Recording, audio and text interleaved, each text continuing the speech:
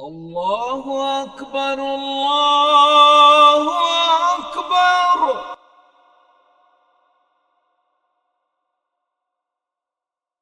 Allahu Akbar, Allahu Akbar.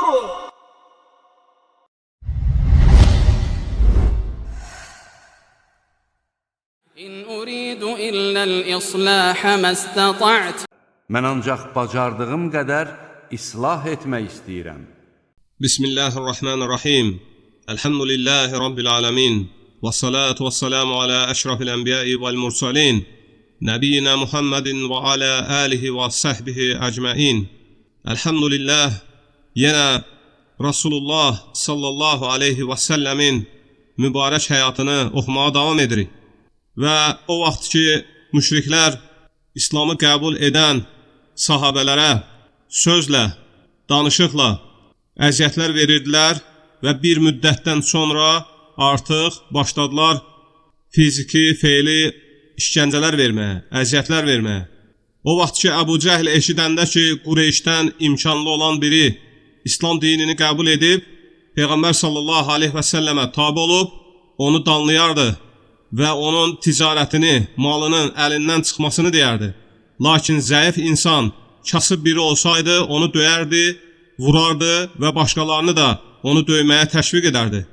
Həmçinin Osman radiyallahu anhu İslamı qəbul etdiyi üçün əmisi ona əzab işgəncə verirdi. Xurma həsirinə bağlayıb onu həbs etmişdi.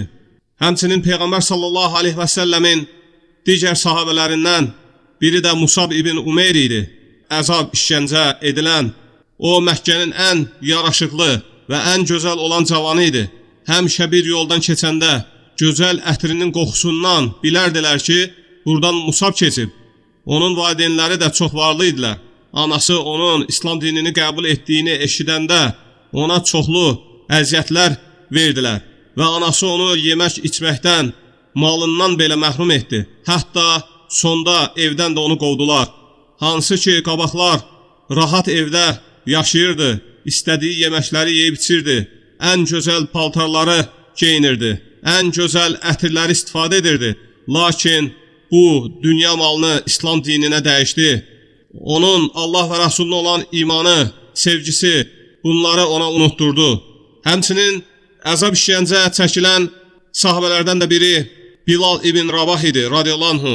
O kölə idi, ona Həbəşli kölə deyirdilər və ya Bilal Həbəşi radiyallahu anhu. Bilal Məkkədə Umeyyə bin Xələfin köləsi idi. O da İslamı qəbul etdiyi üçün Bilala çoxlu əziyyətlər verirdi. Umeyyə bin Xələf Bilalın boynuna ip bağlayıb uşaqların əlinə vermişdi. Uşaqlar da onu kəndirindən tutub Məkkənin küçələrində gəzdirib əylənirdilər. Umeyyə bin Xələf Bilalın əllərini bağlayıb onu döyürdü, ad saxlayırdı və isti şiddətlənəndə çıxardıb qızmar günəşin altında oturdurdu. Yerə uzadıb isti qumların üzərinə, sinəsinə böyük bir daş qoyurdu. Deyirdi ki, ya Muhammədi sallallahu aleyhi və səlləm və onun Rəbbini inkar et, ya da beləcə öləcəksən. Və ya deyirdi ki, denən Rəbbim Lat və Uzzadır. Lakin Bilal radiyallahu anhu o qədər əzab, işgəncə çəkməyinə baxmayaraq deyirdi ki, Əhəd, Əhəd, Allah təkdir, Allahu Əhəd, Allah təkdir. Və bir gün Abu Bakır radiyallahu anhu Bilala əziyyət verilərkən onu pulu ilə alıb azad etmişdi. Həmçinin əzab işgəncə verilənlərdən biri də Peyğəmbər sallallahu aleyhi və səlləmin sahabəsi Ammar ibn Yasir idi. Həmçinin onun ailəsi, atası və anası Yasir və Sümeyyə radiyallahu anhum onlara da işgəncə verirdilər. Onlar Qureyşin bir qolu olan Məxzum tayfasının kölələri idilər. Müşriklər başda da Əbu Cəhl olmaqla onlara işgəncə verirdilər. Onları Əbtah deyilən yerə aparıb isti şiddətlənəndə yerə uzadırdılar, əzab verirdilər. Bir gün onlara əzab verilərkən Peyğəmbər sallallahu aleyhi və səlləm onları görüb dedi ki, ey Yasir ailəsi, səbr edin. Səbr edin, sizin üçün cənnət var. Yasir işgəncə verilən vaxtı dözə bilməyib vəfat etdi və Ammarın anası Sümeyyə də işgəncələr verirdilər. Əbu Cəhil əmr etdi ki, Sümeyyənin ayaqlarını bağlasınlar ayrı-ayrı dəvələrə və deyirdi ki, Muhammedin dinindən dön sallallahu aleyhi və səlləm və onu təhqir et. Sümeyyə isə ağır işgəncələrə baxmayaraq Əbu Cəhlə tabe olmurdu və Əbu Cəhl sonda qəzəblənib əlindəki nizə ilə neçə günlər əzab işgəncə etdikdən sonra nizəni onun övrət yerindən soxub öldürdü. Yasir və Sümeyyə İslamın ilk şəhidləri oldular. Bu işgəncələr hamısı onların oğulları Ammarın radiyallahu anh'ın gözünün qabağında baş vermişdi. Ammar radiyallahu anh gördü ki, atasını və anasını şəhid etdilər və günlərcə edilən işgəncələrdən sonra müşriklərin dediklərini demək məcburiyyətində qaldı və Ammarı buraxdılar. Ammar radiyallahu anh ağlaya-ağlaya Peyğəmbər sallallahu aleyhi və səlləmin yanına gəldi və hadisəni ona danışdı. Peyğəmbər sallallahu aleyhi və səlləm soruşdu ki, Ammar, sözləri deyərkən qəlbin necə idi? Ammar radiyallahu anh dedi ki, ya Rasulullah, qəlbim imanla dolu idi. Allah subhanahu wa ta'ala bu ayəni nazil etdi. Qəlbi imanla sabit qaldığı halda haqqı danmağa məcbur edilən kəslər istisna olmaqla kim iman gətirdikdən sonra Allahı inkar etsə və qəlbini küfrə açsa Allahın qəzəbinə düçar olar. Onlar üçün böyük bir əzab vardır. Nəhl surəsi 106-cı ayə. Sonra Peyğəmbər sallallahu aleyhi və səlləm dedi ki, ey Ammar, əgər onlar işgəncə etməyə yenə davam etsələr, səndən tələb etsələr, o sözləri deyərsən. Həmçinin işgəncə edilən sahabələrdən də biri Səid ibn Zeyd idi, radiyallahu anh. Ömər ibn Xattabın əmisi oğlu idi. Səid radiyallahu anh deyir ki, Ömər müsəlman olmamışdan qabaq məni zincirlə bağlayıb əziyyətlər verirdi. Həmçinin işgəncələr edilənlər arasında qadın sahabələr də var idi.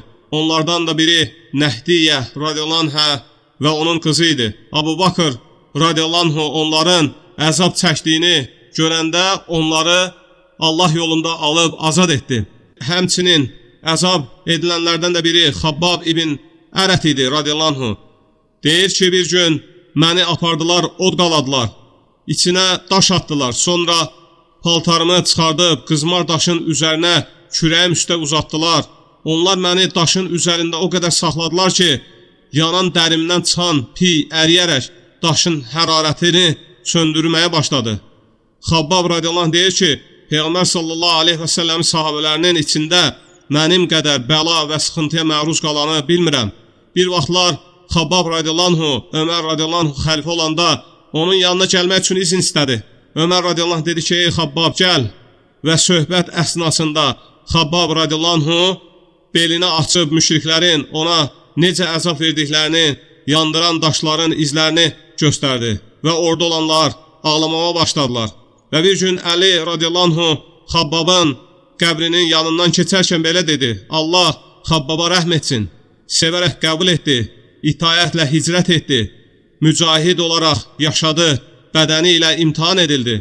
Allah onun mükafatını qarşılıqsız buraxmaz. Həmçinin bəzi müsəlmanları dəvənin dərisinə büküb günəşin altında saxlayırdılar. Bəzilərinə dəmir, zirək giyindirib günəşin altında oturdurdular və beləcə neçə sahabələr oldu ki, onlar İslam dinini qəbul etdikləri üçün onlara əzab əziyyətlər verirdilər. Həmçinin Peyğəmbərliyin əvvəllərində sahabələr gizlincə toplanıb dağ yollarında namaz qılardılar və bəzi müşriklər onları görmüşdü, istehza və küfr etmişlər. Nəticədə aralarında mübahisə düşmüşdü və Sad ibn Əbu Vaqqas radiyallahu anh müşriklərdən birini vurub yaralamışdı və bu İslamda axıdılan ilk qan olmuşdu. Və həmçinin müsəlmanlar Peyğəmbər sallallahu aleyhi və səlləmdən elm almaq üçün, ayələrin nazil olmağına şahid olmaq üçün, məsləhət və məşvərət etmək üçün həmişə Səfa təpəsinin ətəklərində olan Ərqam ibn Ərqam radiyallahu anh'ın evində toplanırdılar. Bu evə Darul Ərqam deyirdilər və artıq sahabələrə işgəncələr artıb çoxalanda Peyğəmbər sallallahu aleyhi və səlləm buyurdu ki, hicrət edin, dininizi rahat yaşamaq üçün hicrət edin, çünki Məkkədə qalmaq çox çətinləşmişdi. Və burada dayanaq, Allah subhanahu wa ta'ala eşli faydalardan etsin və sallallahu alə seyyidina Muhammedin və alə alihi və səhbihi əcməin.